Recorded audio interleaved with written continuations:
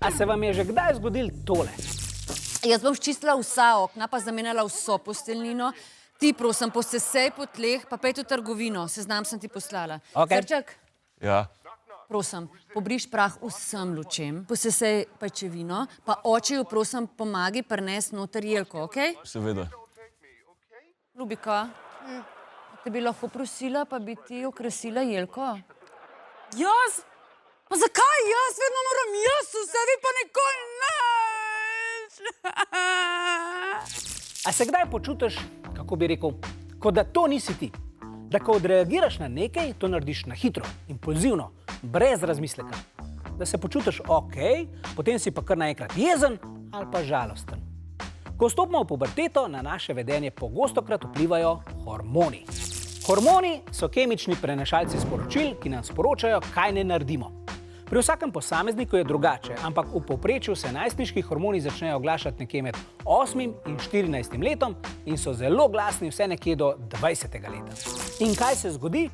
Dlake se ti začnejo pojavljati na različnih delih telesa.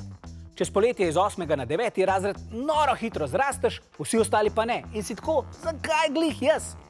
In najbolj neugodna stvar, ki se ti zgodi, mozoli. Nekaj sprememb je vezanih na tvoj biološki spol. Recimo fantom zraste penis, puncam prsa. Vsi pa počasi začnemo razmišljati o spolnosti. Saj ne nujno, da bi karkoli počeli, ampak postanemo radovedni. Kako sploh deluje ta seks? Pot skozi hormonske spremembe je lahko zelo stresna. Sploh, ker lahko hormoni vplivajo tudi na naše razpoloženje. Doživljaš nihanje v razpoloženju?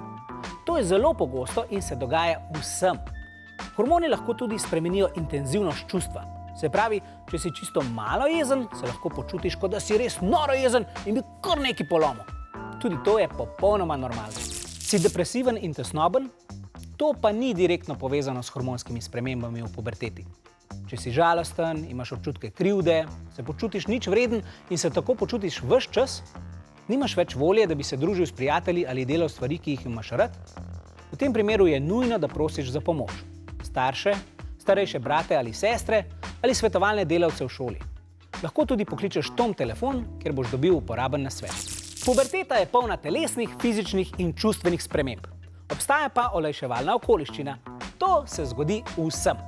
Vsi gremo skozi puberteto in velika verjetnost je, da imajo tudi tvoji sošolci enake težave.